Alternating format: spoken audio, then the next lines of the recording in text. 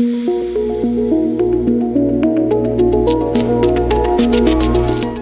n'est pas une première pour moi, mais c'est toujours avec une grande émotion que je viens au Maroc, et en particulier au Sahara marocain.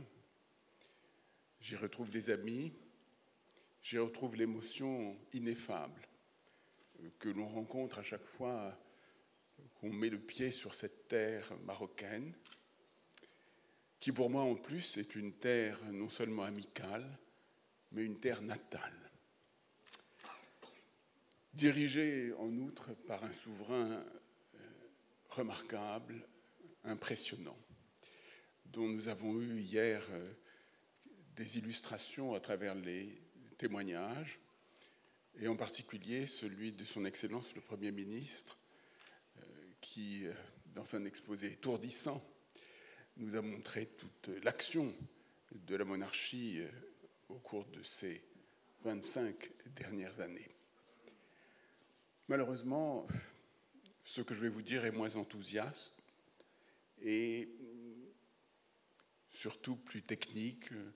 J'espère que ce ne sera pas pour vous excessivement ennuyeux, car les juristes ont ce don particulier d'ennuyer leurs auditoires. Dieu merci, pas toujours les juges, tout simplement parce que les juges très souvent dorment. Mais vous savez aussi qu'il n'y a pas de pire tyrannie que celle qui s'abrite à l'ombre des lois et dans les pans de la justice.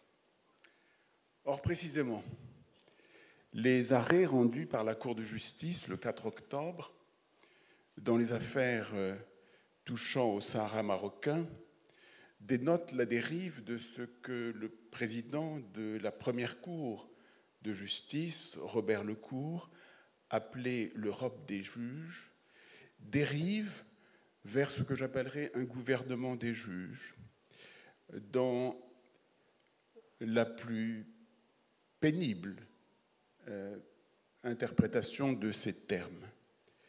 Pour les observateurs, cela confirme, a-t-on dit, à la schizophrénie, ou, pour le moins, cela révèle un défaut de prudence de la part des juges.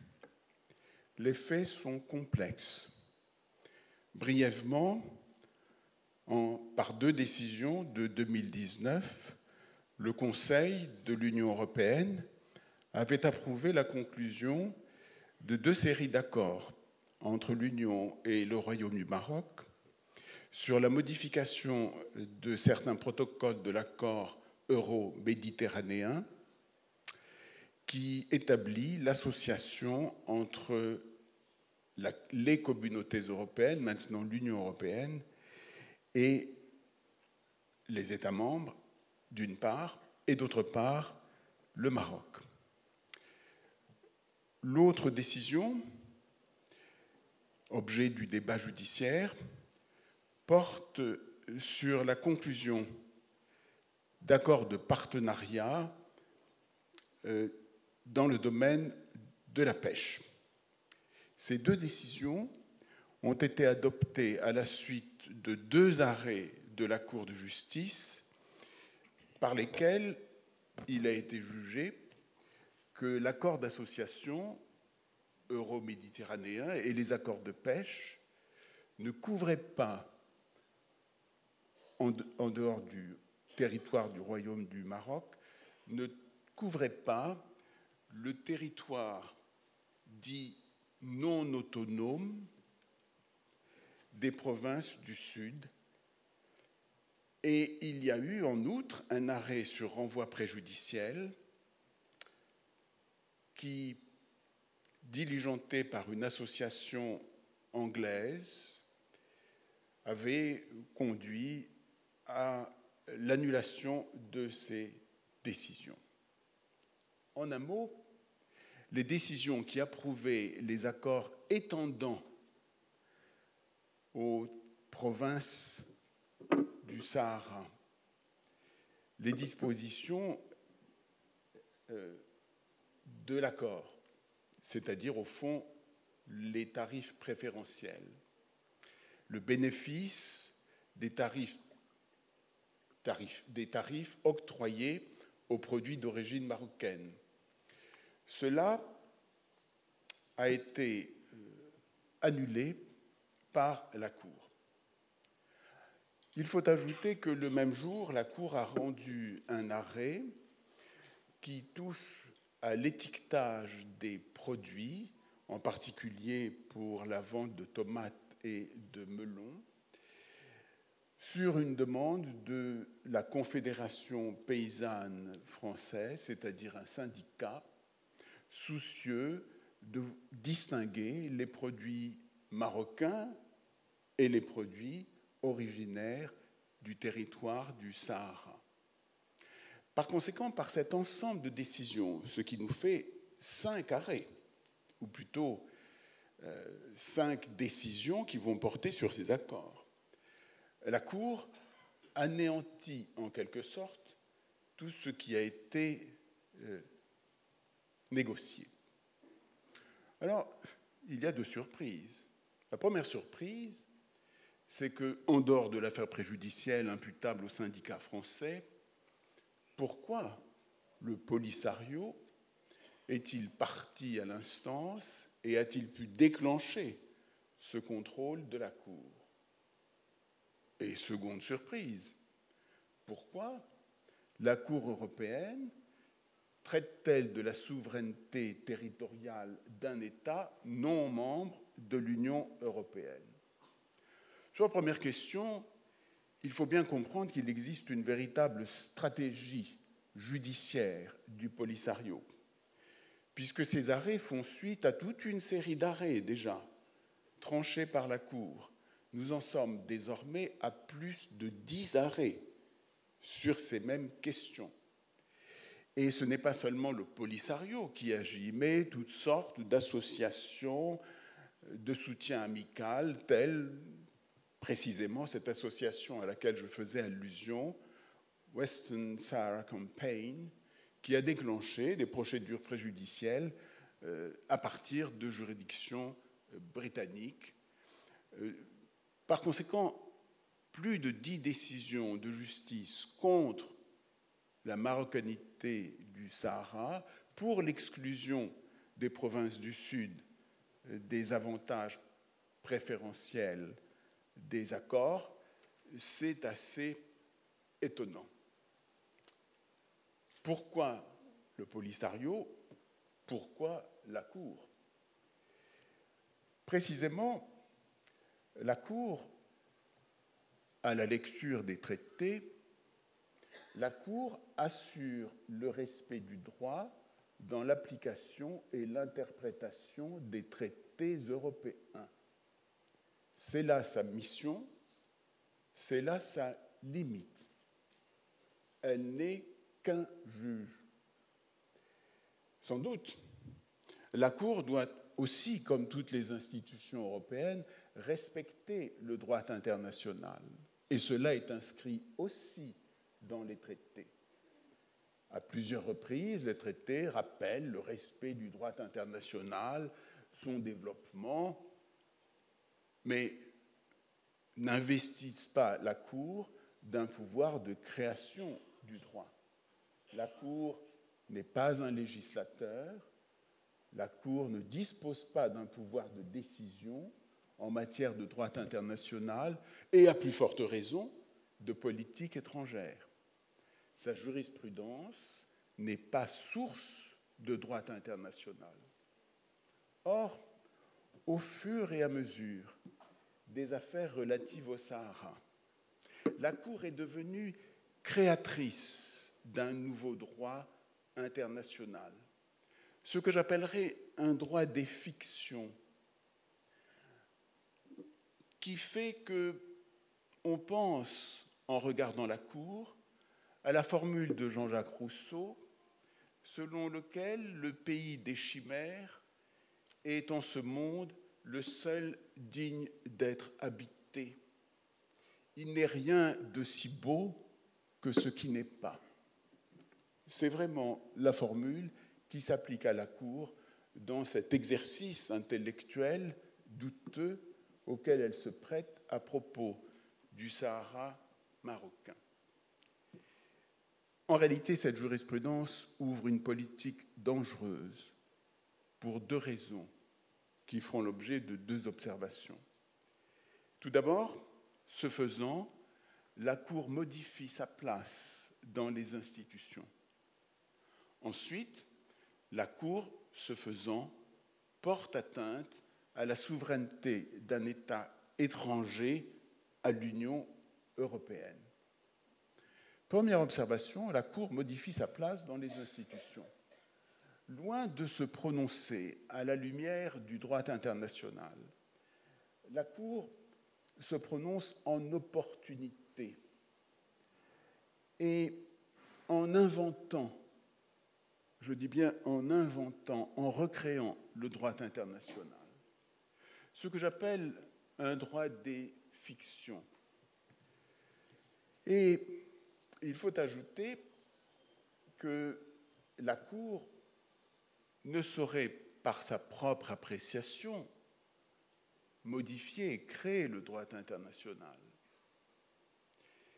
En effet, en matière de politique étrangère, elle est expressément limitée dans sa fonction par les traités. Les traités donnent au Conseil le pouvoir d'engager l'Union européenne.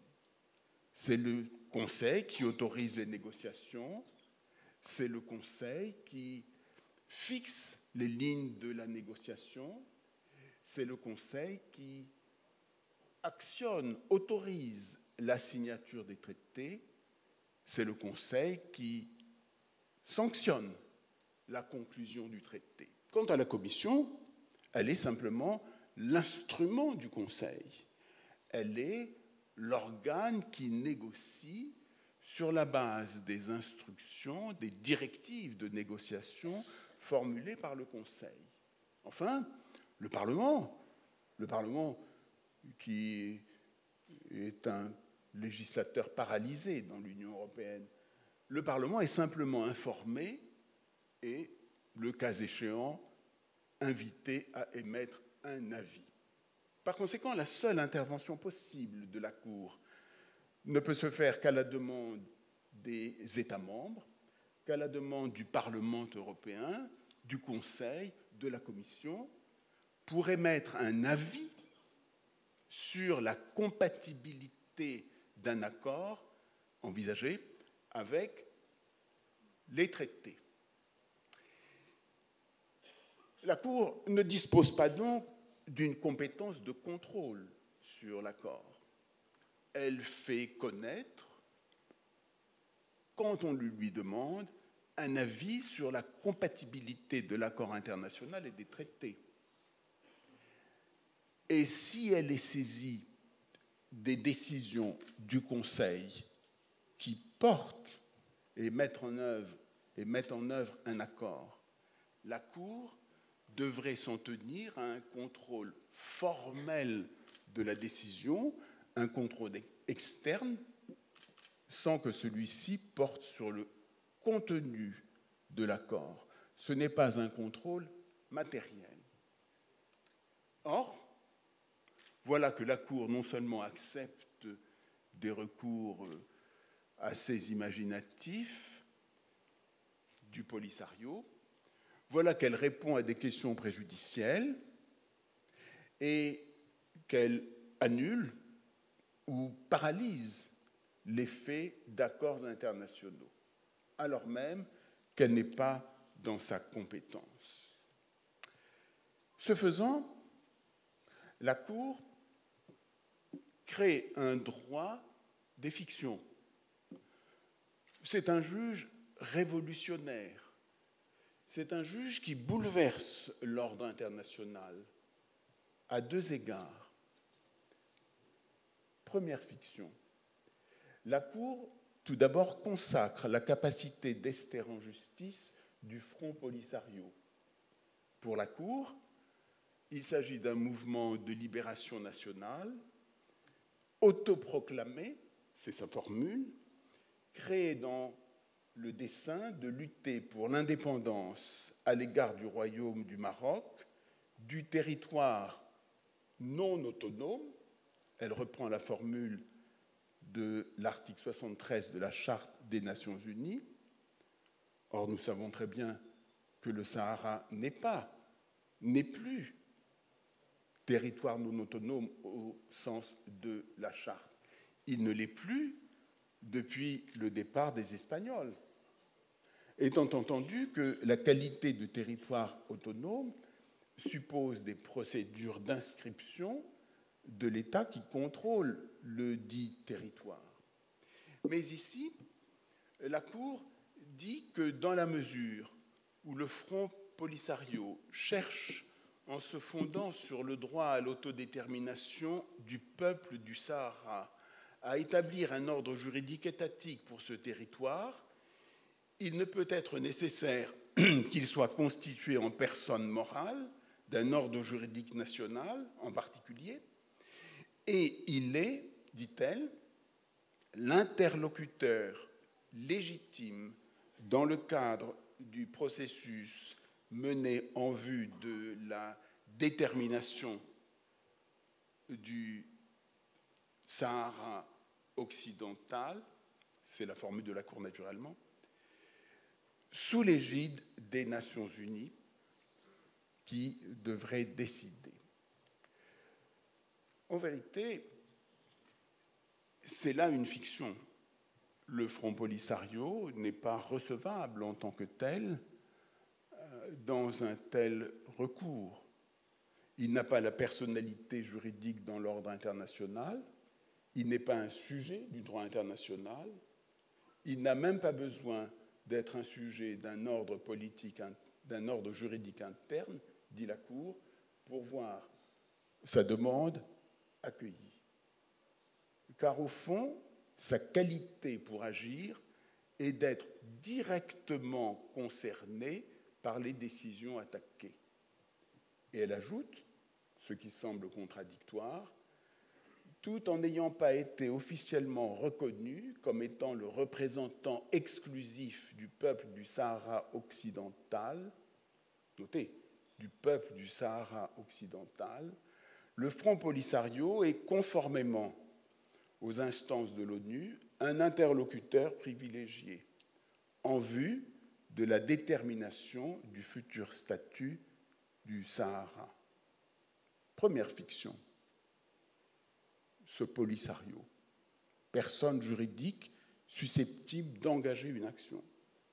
Deuxième fiction, j'y faisais allusion il y a un instant, ce peuple du Sahara occidental, comme elle dit, qui a le droit à l'autodétermination, c'est celui qui est visé par la Charte des Nations Unies pour la Cour au titre de l'article 73. Or, la Cour néglige l'histoire et le droit international. La Cour internationale de justice, en 1975, n'a pas retenu l'existence d'un lien de souveraineté territoriale entre le Maroc et le Sahara, mais elle a reconnu des liens d'allégeance entre le sultan et les tribus, considérant que le Sahara n'était pas un territoire sans maître ou en déshérence au moment de la colonisation espagnole.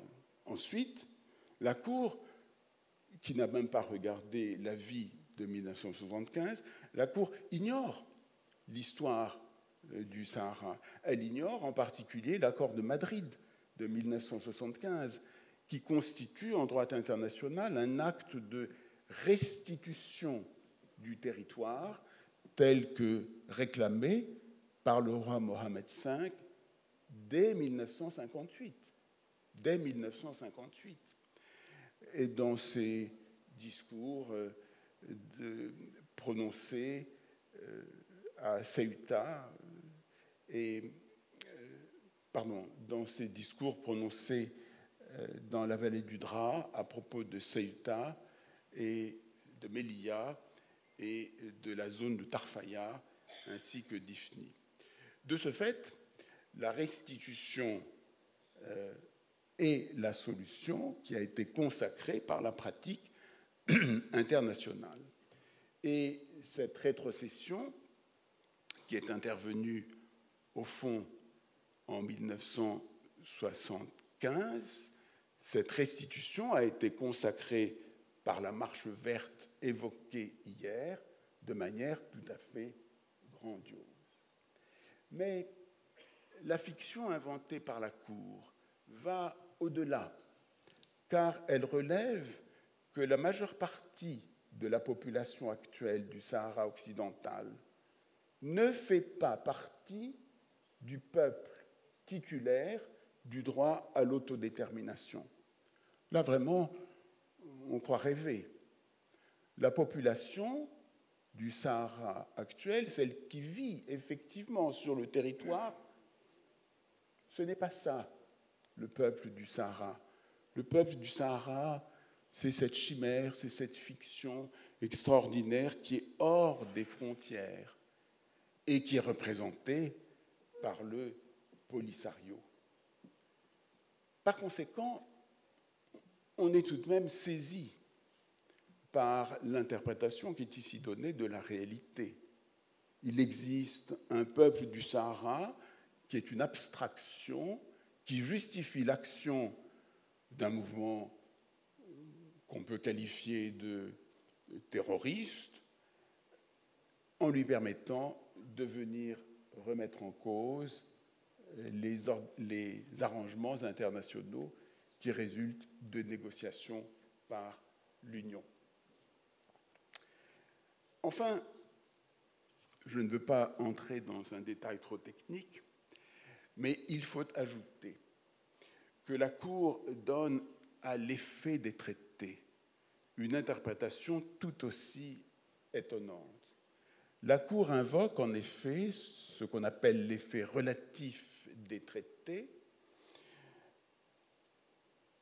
ce qui signifie qu'un traité ne peut produire d'effet à l'égard d'un tiers sans son consentement, et elle réinvente cette règle de droit en disant que ces traités ne pouvaient pas produire un effet à l'égard du Sahara dès lors que le tiers, ce peuple du Sahara représenté par le Polisario, ne s'est pas prononcé. C'est une sorte d'hallucination juridique qui inspire ici la Cour. Et la Cour ajoute que au droit international et à la Convention de Vienne, qu'il existe une solution qui prévaut ici au profit de tiers qui ne sont pas des États et qui ne sont identifiés dans aucun texte de droit international. Cette solution est tout à fait choquante car, au fond, en faisant cela, la Cour modifie non seulement sa place dans les institutions, mais elle porte atteinte à la souveraineté d'un État étranger sans que cela soit autorisé par un quelconque accord ou une règle de droit international. La Cour, en effet, ainsi se prononce sur une contestation territoriale extérieure à l'Union européenne. L'affaire ne relève pas de l'Union et elle est tranchée par la Cour. La Cour ignore les négociations qui peuvent avoir lieu dans l'ordre international. La Cour écarte les accords effectifs qui ont été conclus par l'Union européenne et le Maroc. La Cour ignore qu'en matière de droit international et de maintien de la paix, c'est à l'ONU qu'il faut s'adresser et qu'il ne appartient pas de se substituer au Conseil de sécurité qui, le cas échéant, serait le seul responsable. Ce faisant, la Cour engage dans l'ordre international la responsabilité de l'Union. Car un traité signé, accepté, ratifié ou approuvé lie les parties. Et c'est là l'allusion à laquelle vous faisiez, Madame, pacta sunt servanda. Il appartient désormais aux parties d'exécuter le traité. À défaut, la responsabilité de l'Union serait engagée. La responsabilité des États membres, collectivement, serait engagée. Appartient-il à un juge, quel qu'il soit, d'engager la responsabilité des États? Ces chimères sont donc dangereuses et on peut s'interroger sur les raisons qui ont inspiré la Cour. Je pense, sans vouloir être désagréable, que cela tient largement à son immense incompétence en matière de droit international. Lisez la liste des juges. Pas un n'a une formation minimale de droit international. Alors on pense à la formule de Chateaubriand. La médiocrité a son fanatisme. Elle choisit ordinairement les plus belles victimes, en l'espèce le Sahara. Merci.